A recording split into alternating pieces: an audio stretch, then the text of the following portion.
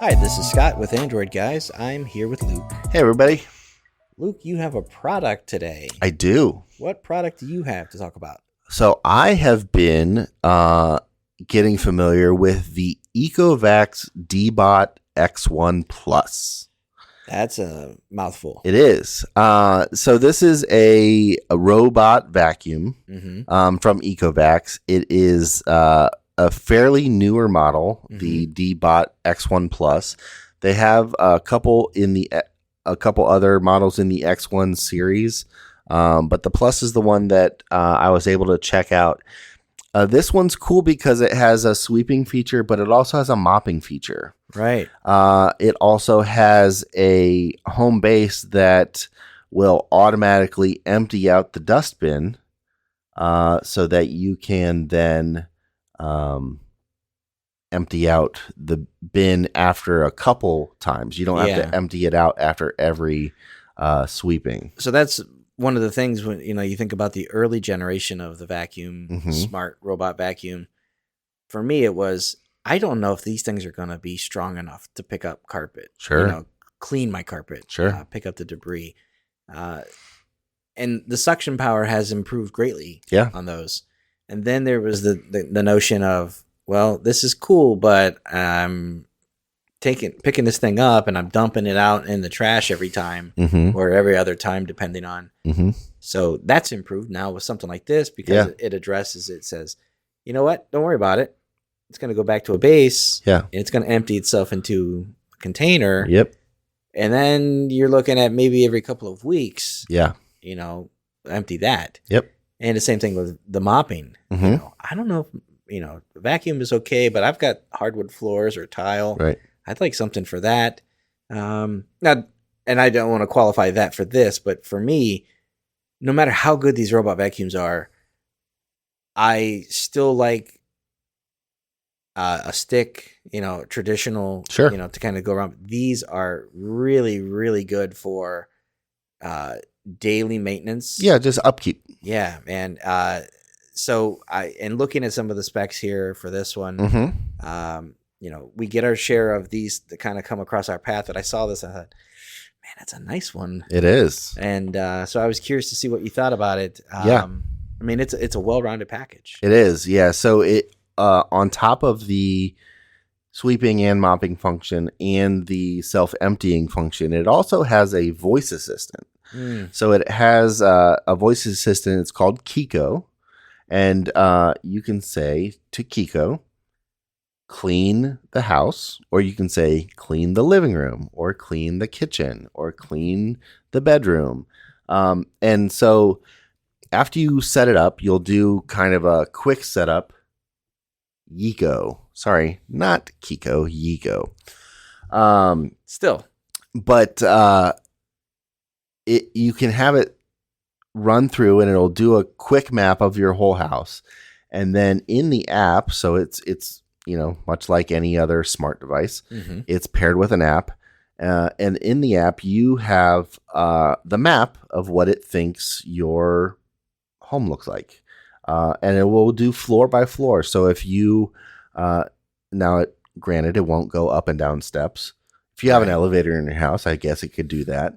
But I've got a dumb waiter. You got a dumb waiter. Yeah. So you can set up to 3 floors in your house, 3 different maps. So if you wanted, it could do your top floor, your first floor, and your basement. If you live in an area that has basements in their house. But it works really well with a map. You can set off zones, kind of no-go zones. If you have an area, you can set up a perimeter so you don't want it to kind of worry about going in and out, in and around all the chairs in your dining room. You can section that off. Or if it's, this doorway leads into a bedroom. We don't really need you to go in the bedroom. So you can put a line in your map and the vacuum will know to not go in that room. So there are some cool things you can do. I wish the map functionality had a little bit more control over just fine tuning the map. Okay. Because it learns as the more you run it, the more it'll learn and the better it will get. And you can actually go into the map and add in pieces of furniture. It gives you kind of generic spaces for, a love seat or a chair or a sofa or a desk. And you can put some of those features in your room and it'll know kind of where it is and what to look for to go around it. But I find that, after running this, probably I would say 10, 11 times now, there's still some spots where I would like to fine tune and say, hey, the edge of this room is actually right here. And you're about an inch off, or you're about 2 inches off. If I can move that in the map, this threshold between these two rooms is slightly off. So it'll do like when you have it go and do like my living room, for example, is the situation I'm talking about. It'll do a little run in the dining room also, because it thinks that the dining room is part of the living room. Okay. That little spot. So just little things like that are really kind of trivial, but are things that, if it was able to fine tune that map a little bit more, I would like it. Like I said, though, that's very trivial. It works very well. The mopping feature is cool because you can set the amount of moisture you want it to do. So you can have it do 3 different water levels for when it's mopping. If you feel like, hey, I want it to do kind of a quick mop and I don't really want much moisture left that has to kind of air dry. Or you can have it be more, and it just it won't leave your floors wet, but it will leave them, as it would if you were mopping by hand, where you mop and then you have to let it kind of air dry a little better for a couple minutes. Yeah. So it's not like it's going to soak down your floor or anything, but you can have it do kind of a damp mop or a true mop. Now, when you're mopping, it will not do a self empty of the mop. You'll have to empty the mop water and stuff like that, but that's a really easy thing to do. It's not like you have to lift up the whole vacuum and dump it over the sink or anything like that. There's a little cartridge that comes out to dump that water. It says here that it's 240 milliliter for the water tank. So that's it's a pretty good size. Fair amount of water. I was surprised at actually how much it actually held and did. It did pretty much 2 full rooms for us without having to change the water or anything. Nice. It has the ability for an air freshener pod that you can put in there. I see that. So when it goes around and cleans, and they have a couple different scents you can do it. It came with just one, and that's the one we're using. It's like a kind of like a sage and oak kind of idea. It smells very good, but hotel smells. Yeah, it's very generic. But that's kind of cool. As it goes around, it'll put off a little bit of fragrance, so it makes it smell clean. Yep. And then the other feature it has that's pretty interesting is it has the ability in the app. There is a camera on the unit, and you can use that camera to keep track of what's going on in the room that your Deebot is in. Okay. Whenever you want. So if you have the Deebot running, you can pull up the map, or you can pull up the app and say, "Hey, Yico, go into the living room." And it'll go in the living room, and then you can pull up the camera and see what's going on in your living room. Ooh. Which is a cool kind of feature. You can have home security and everything like that. And you can have, we have Simply Safe, so we have a couple of different cameras in the house. Yeah. But there's some places where we don't have cameras. Sure. And I can say, if I really wanted to, I could have my robot vacuum go into that room, and then I could look at the camera and see what's going on in there. Wait a second. Where is that? She got it. My dog knocked that down. Yeah. Let's go look in the hall. Right.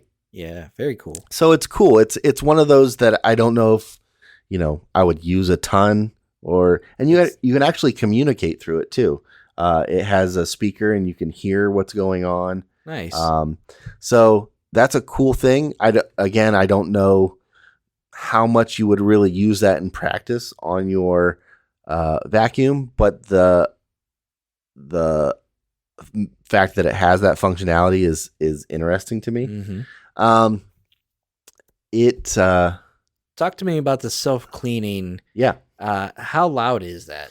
So it is fairly loud. We have a dog, and she was a rescue, and she, for whatever reason, does not like things like the vacuum or hair dryers or things that kind of sound like a loud fan or something like that. And I thought she was going to have a really hard time with this, but it is very quiet and it moves slow enough that she doesn't even mess with it. She doesn't care that it's running. When it goes back to the base and it does a self-empty, that's when it will trigger, and it is fairly loud. Yeah. So if it's a thing where you're going to run it at night, maybe while you're sleeping, if you want it to clean while you're sleeping, that's a pretty common time. It will do all that, but you can actually set empty times. Okay. So that in the middle of the night, it won't kick on and empty and wake everybody in the house up. So the empty is kind of loud, but you can, in the app, set those empty parameters so it's not doing it at bad times for you. Or if you have like infants or people who nap, right, you don't want to disrupt them on maybe Saturday from 12 to 5. Right. So you can say, hey, run a sweep in the living room, but you can say, you can have a setting where you don't empty it. Okay. But overall, I'm very pleased with it. Now, I will say it's not cheap. No, it's not, but I'm looking at this compared to others. Right. It's not priced unreasonably. It isn't, especially for everything it does. So this thing comes in at $99.99. Nope. $9.99. Sorry about that. So $1,000, which is, like you said, pretty in line with the technology that it has in that space.